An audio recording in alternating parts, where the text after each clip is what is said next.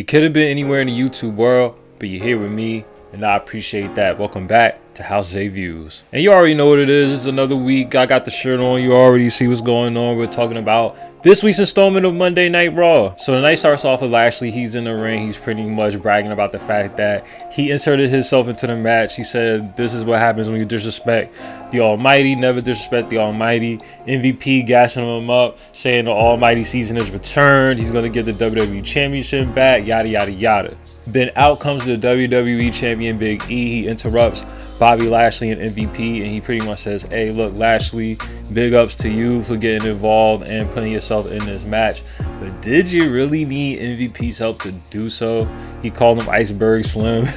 The crowd started laughing, this and that. And the third, Lashley's like, yeah, I know people are pretty much doubting me, saying that they think that I can't beat you one-on-one. But listen, since we're in the spirit of competition, let's let MVP take you on one-on-one. Go ahead, you face off MVP. Let's see what you got. Go ahead. Pretty much Bobby Lashley throwing MVP to the wolves. Even though MVP had the shades on, you could tell MVP was just grilling Bobby Lashley like, bro, what you doing? Why are you putting me in this?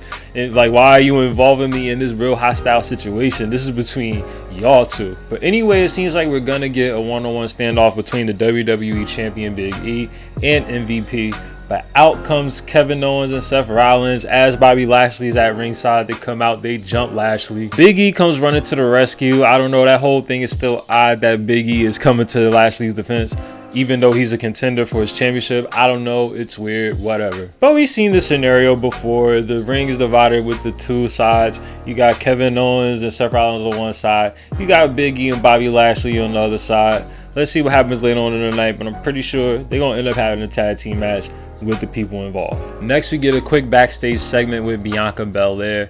She's talking about the issues that she's been having with the past few weeks with Doudrop, saying that tonight they're going to face each other once again one-on-one, and this will be the final chapter. She stresses over and over again during this promo that this will be the final chapter between her and Doudrop. So I guess that we're not going to get a day one match between the two.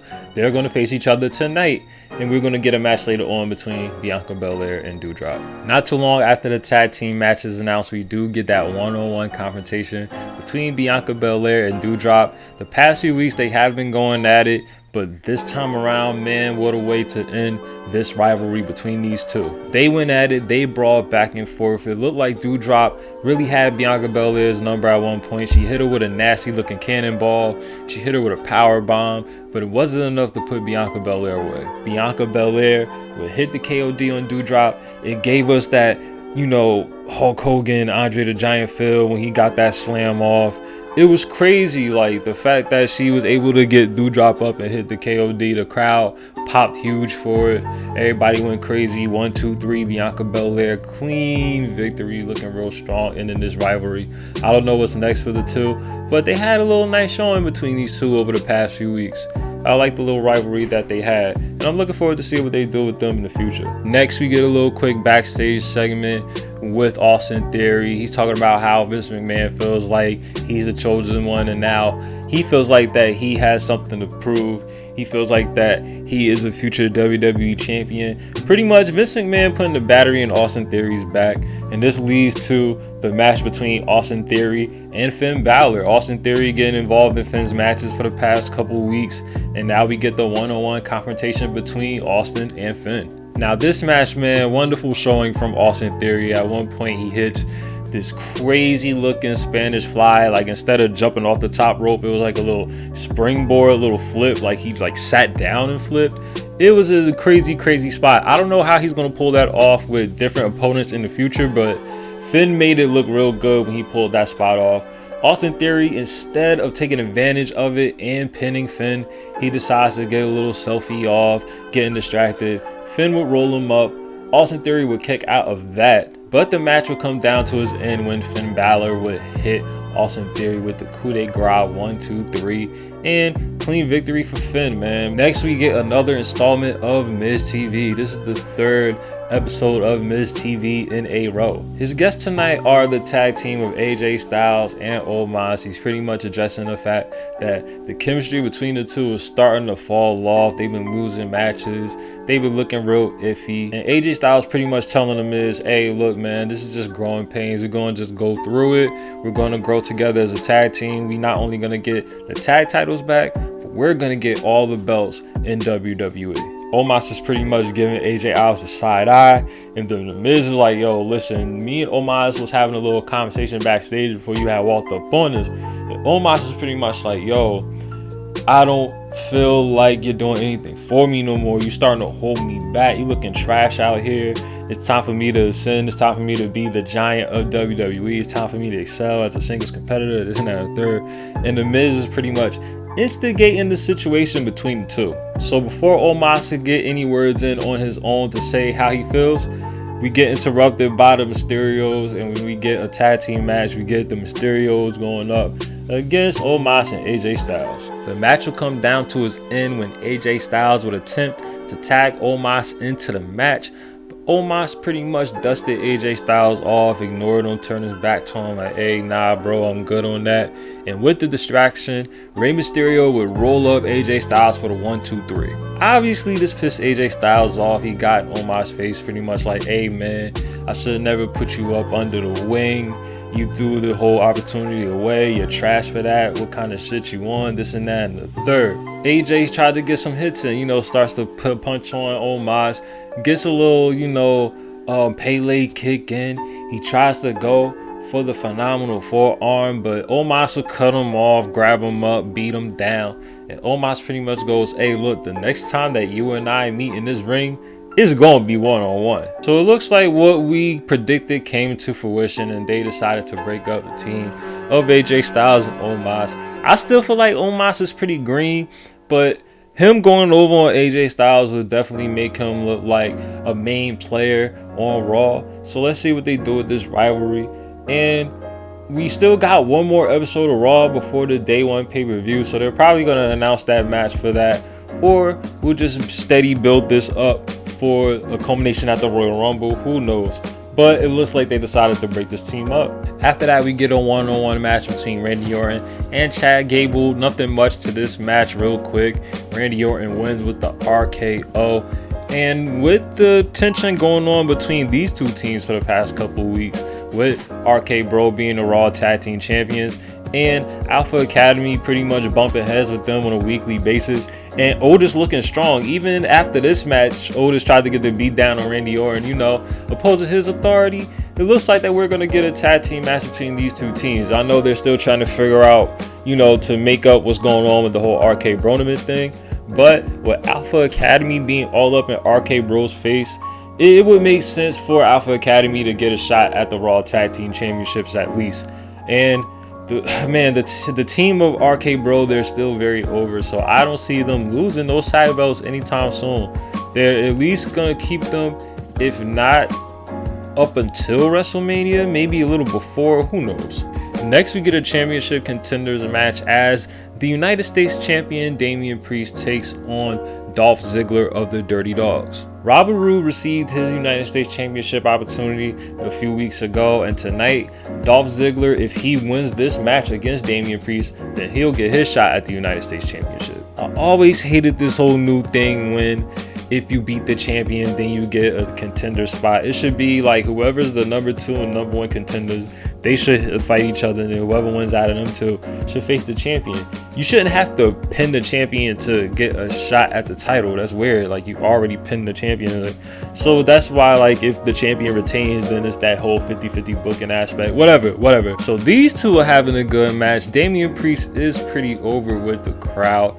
This match would come down to its end when Bobby Roode would try to get involved as Damien Priest was trying to get the advantage on Dolph Ziggler. Bobby Roode would grab Damien Priest's leg, and this would piss him off. Damien Priest going on the outside decides to put the beat down on Bobby Roode, and while he was outside punching on Roode, he got counted out.